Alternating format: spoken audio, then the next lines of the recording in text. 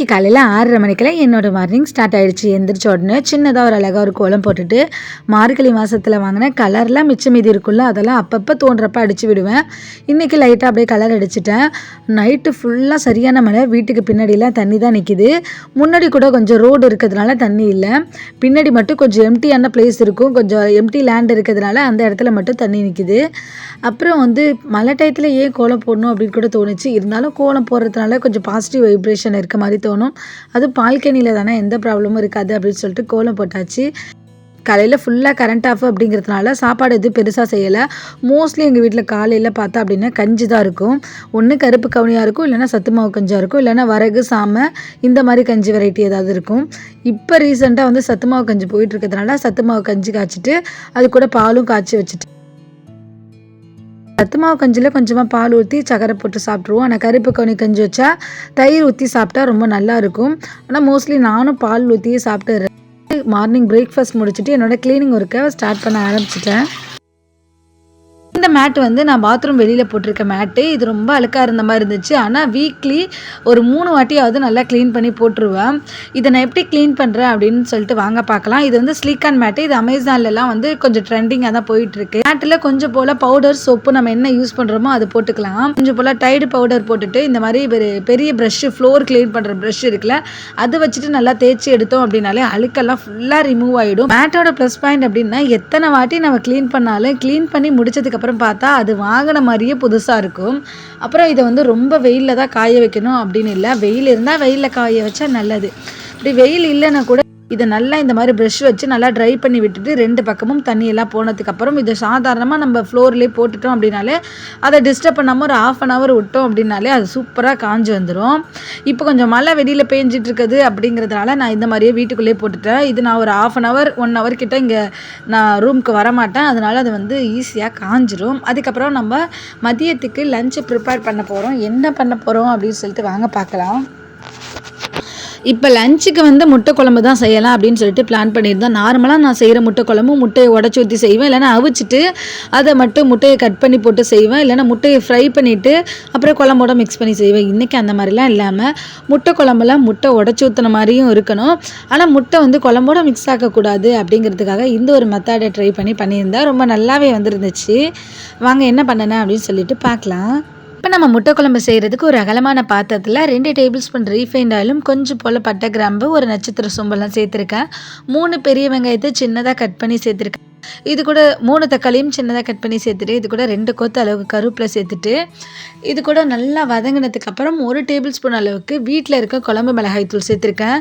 இது கூட 1/4 டீஸ்பூன் மஞ்சள் தூளும், 1/4 டீஸ்பூன் அளவுக்கு ஜீரகத்தூள், 1/4 டீஸ்பூன் அளவுக்கு சும்மா ஃப்ளேவருக்காக சிக்கன் மசாலா சேர்த்துருக்கேன். இதெல்லாம் சேர்த்துட்டு தேவையான அளவுக்கு தண்ணி சேர்த்து அப்படியே நல்லா கொதிக்க விட்டுட்டேன். இப்போ தேங்காய் பெருஞ்சீரகம் அரைச்ச பேஸ்ட் எடுத்திருக்கேன்.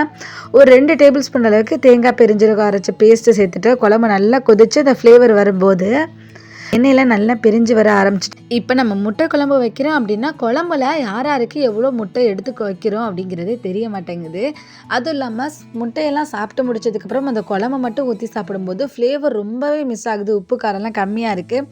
அந்த மாதிரிலாம் இருக்கக்கூடாதுல்ல, அதுக்காக சின்ன ஒரு தாளிப்பு கரண்டியில் கொஞ்சம் போல் எண்ணெய் தடவி விட்டு முட்டையை உடச்சி ஊற்றிட்டு அது மேலே ஒரு மூடி போட்டு மீடியமான ஃப்ளேமில் ஒரு 2 செகண்ட் வச்சிங்க அப்படின்னா முக்கால்வாசி முட்டை நல்லா வெந்திருக்கணும். முழுசாக இல்லை, முக்கால்வாசி வெந்திருக்கணும். உள்ளே பார்த்தா அந்த மஞ்சள் கரு தலைன்னு இருக்கணும்.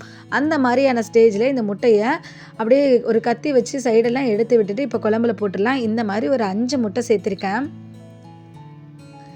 5 முட்டை சேர்த்துட்டு ஒரு மீடியமான ஃப்ளேமில் ஒரு 3 நிமிஷம் குழம்ப லைட்டாக கொதிக்க விட்டால் போதும். அப்படியே மூடி போட்டுட்டோம் அப்படின்னா முட்டைக்குள்ளே குழம்பு நல்லா ஃப்ளேவர்லாம் இறங்கிடும். அப்படி சாப்பிடும்போது ரொம்பவே நல்லாயிருக்கும்.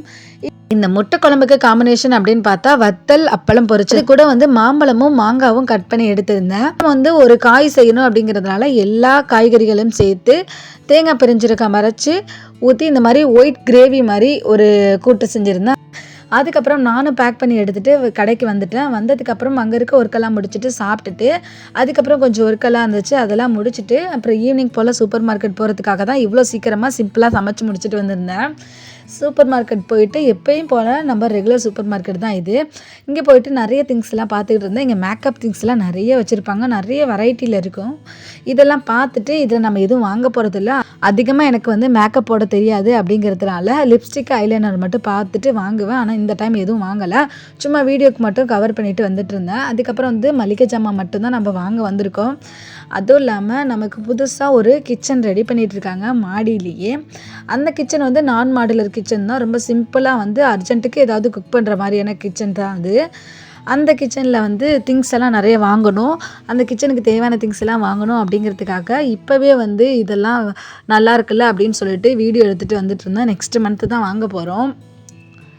அதுக்கப்புறம் வந்து மளிகை ஜாமான்லாம் வாங்கி முடிச்சுட்டு என் பொண்ணுக்கு வந்து ஸ்கூல் திறந்தோன்னே இந்த மாதிரி திங்ஸ் எல்லாம் வாங்கணும். ஆனால் இதெல்லாம் ரொம்ப காஸ்ட்லியாக இருந்துச்சு. பார்த்துட்டு அவளுக்கு செட் ஆகிற மாதிரி திங்ஸ் எல்லாம் வந்து ஸ்கூல் திறக்கிறப்ப வாங்கணும் அப்படின்னு சொல்லிட்டு பிளான் பண்ணிவிட்டு கிளம்பிட்டேன். சூப்பர் மார்க்கெட்லேயே வந்து டெலிவரி கொடுக்க சொல்லிவிட்டு நான் வீட்டுக்கு வந்துட்டேன்.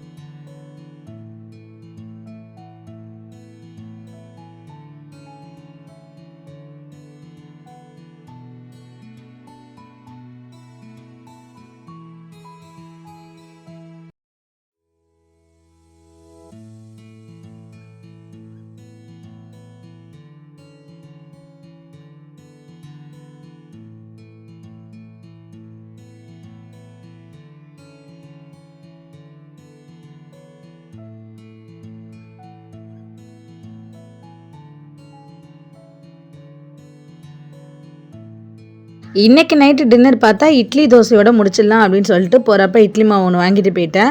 வீட்டுக்கு போய்ட்டு எம்டியான ஒரு தக்காளி சட்னி செஞ்சுட்டு இட்லி தோசைக்கு சாப்பிட்டோம் அப்படின்னா ரொம்ப நல்லாயிருக்கும் அப்படின்னு சொல்லிட்டு அதை தான் ட்ரை பண்ணியிருந்தேன். அந்த சட்னி எப்படி செஞ்சேன் அப்படின்னு சொல்லிட்டு வாங்க பார்க்கலாம். தக்காளி சட்னி வந்து வதக்காமல் செய்கிற தக்காளி சட்னி.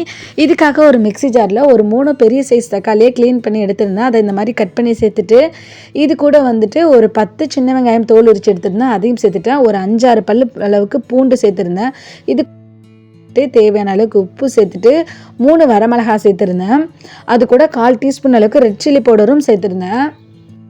இது எல்லாத்தையும் சேர்த்து நல்லா அரைச்சதுக்கப்புறம் ஒரு சட்டியில் வந்து 1 டேபிள் ஸ்பூன் அளவுக்கு நல்லெண்ணெய் சேர்த்துட்டு 1/4 டீஸ்பூன் கடுகு, 1/4 டீஸ்பூன் உளுத்தம்பருப்பு, 2 கொத்து கருவேப்பிலை, ஒரு பாதி அளவுக்கு பெரிய வெங்காயத்தை சின்னதாக கட் பண்ணி எடுத்திருந்தேன். அதுவும் சேர்த்துட்டு இப்போ அரைச்சிருக்கு அந்த சட்னியும் சேர்த்துட்டு தேவையான அளவுக்கு தண்ணி சேர்த்து ஒரு 3லேருந்து ஒரு 4 நிமிஷம் நல்லா கொதிச்சதுக்கப்புறம் இறக்கிட்டு ஆற வச்சுட்டு இட்லி தோசை கூட சாப்பிட்ருந்தோம். ரொம்பவே சூப்பராக இருந்துச்சு. இந்த சட்னி வந்து சப்பாத்திக்கு சாப்பிடும்போதும் ரொம்ப நல்லாயிருக்கும். அதை விட நம்ம வந்து முடக்கத்தான் தோசைலாம் சாப்பிட்றோம்ல, அதுக்கு வந்து இது மாதிரி லைட்டாக காரமான சட்னி சாப்பிடும்போது ரொம்ப நல்லாயிருக்கும். மாவு கொஞ்சம் புளிச்சிருக்க மாதிரி இருக்க தோசை கூட ரொம்ப நல்லாயிருக்கும். இன்றைக்கி டே வந்து இந்த சட்னியோட முடிஞ்சிச்சு. நாளைக்கு டேயில் என்னெல்லாம் சமைக்கிறோம் அப்படின்னு சொல்லிட்டு நாளைக்கு டேயில் பார்க்கலாம். இது வரைக்கும் நம்ம சேனலில் பார்த்துட்டு இருக்க எல்லாருக்கும் ரொம்ப நன்றி. தேங்க்ஸ் ஃபார் வாட்சிங்.